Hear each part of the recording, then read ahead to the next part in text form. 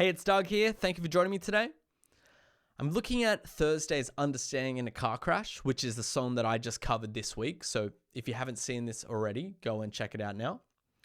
But I'm going to give you a singing lesson today on how I go about singing this song. And I'm hoping that you, if you want to sing this song, will take this advice to heart. All right. So the thing that I think about when I sing this song and the thing that I feel as I'm singing this song is that it's very high pitched, but in a specific way. So yes, of course, there are high pitched notes in this song, but the thing that really sticks out to me is that it never really leaves the high range position.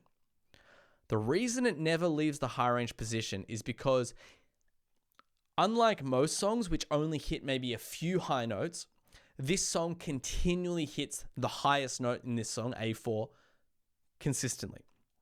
In this verse, these 5 lines, it hits it like 8 times. So I'll give you the first couple lines. It starts at a G4. Splintered piece of glass falls in the seat, gets caught. These broken windows, open locks, reminders of the youth we lost. Right? So when you have to sing like this, first off, you need to be able to actually, access this upper range with your voice consistently, because we can't just hit this note once. You need to be able to sing it over and over.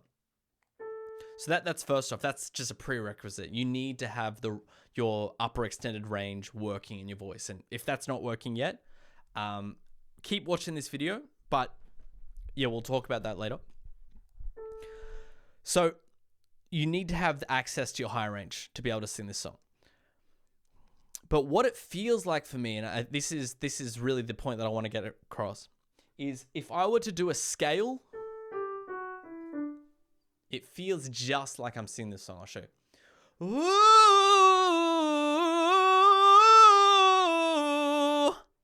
That high-pitched scale I just did is the same sensation that I feel as I sing. These broken windows, open locks. Ooh. Right? And if you can't do that scale, you wouldn't be able to sing this song. Because what the scale that I'm showing you is demonstrating to me as a singer is how easily I can access that area. So if I go from the bottom note, all right, if I can do that, that allows me to sing the melody of this song. Now, the reason this is so relevant is because, again, just back to the original point, you need to be able to hit the high note in this song consistently, because there are so many times that the note hits that A4 note. So it's not good enough to just be able to squeak out, that's not good enough. You can't just hit the note randomly. You need to have full control over the note.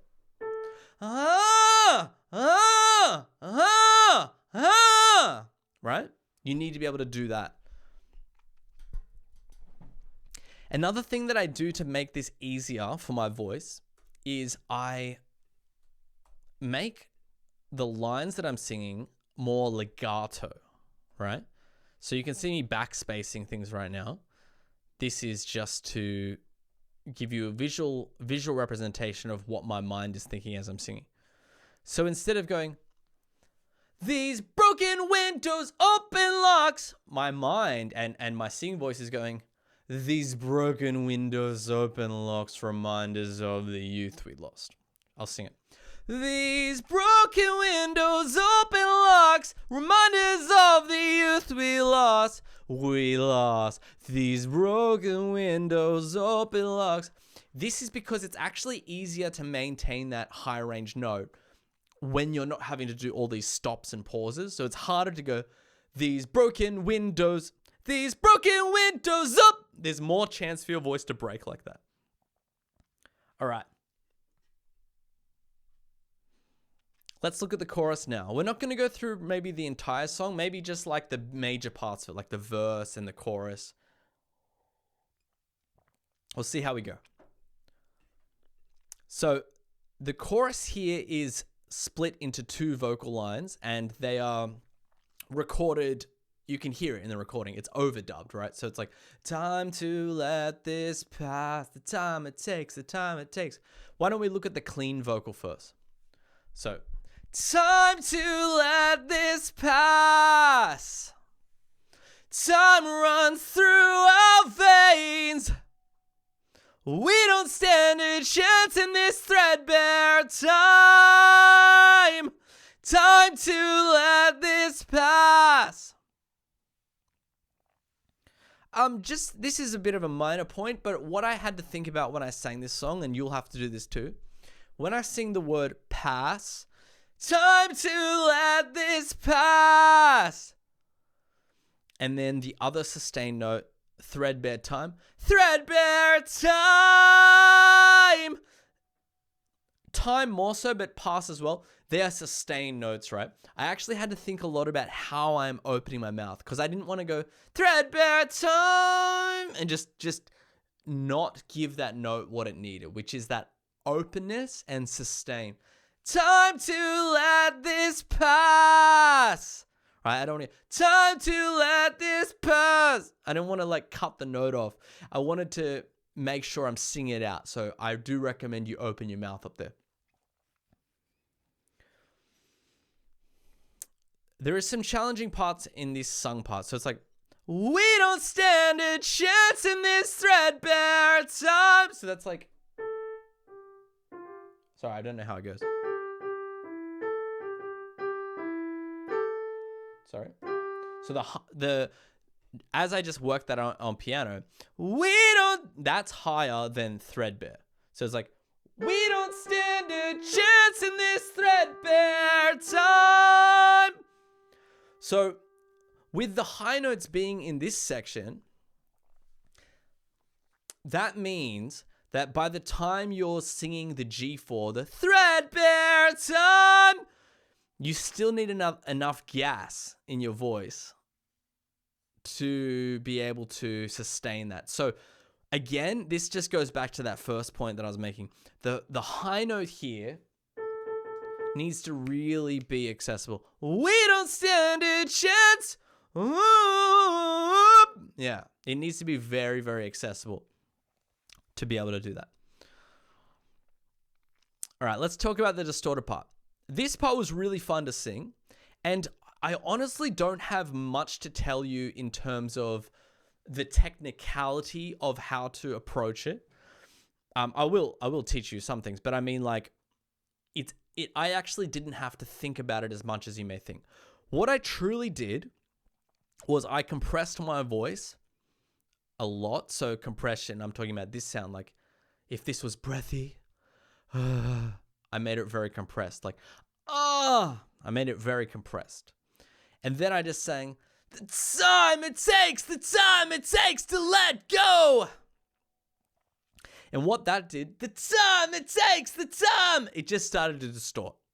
So if I push on that too hard, I could possibly make my voice overly tired and maybe even scratchy, but I didn't really do that. I just went heavy enough to get a bit of distortion, but light enough for it to feel still good on my voice. It starts, it stops, it starts, it stops again. The reason I didn't go like full on screamy with it is because if you listen to the recording, this is how Jeff Rickley sings it. He doesn't go like, it starts, it stops, it's not screamed. All right, it's a sung part. So yeah, honestly, if you were to sing that line, I would just compress it. The time it takes to let go. It's a sensation of like, try and copy that. The last thing I want to talk about is there are some moments where you need to go a bit quieter in your voice. So this song is not just like staring at the setting sun. It's not like that. It's like staring at the setting sun. No reason to come back again. It's not like come back again the entire time, right? Jeff from the band, this lead singer, does that very well, actually. So what I'd recommend you do is if you start to notice your voice, and you probably will do this, if you start to yell it too much, like going, staring at the setting sun, no reason to come back. Just take the volume down 30%. Staring at, or even 50%. Staring at the setting sun, no reason to come back again. It's actually, here's an important note. It's not easier to do that. It's actually about the same difficulty as singing loudly. All right. So bring the volume down 50%, 40%, somewhere around there to sing that softer vocal. All right. So basically, to wrap this up, I think the issues that you're going to experience when trying to sing this song, just to be real with you, is if you're running into issues, it's probably not the song. Okay. What I mean by that is if you're running into vocal issues, like you can't hit the high notes in this song, your voice gets too tired to sing this song, your tone doesn't sound good singing this song, probably the song is not the issue. It's just that your voice is not, it's not operating at a level that can pull this song off easily.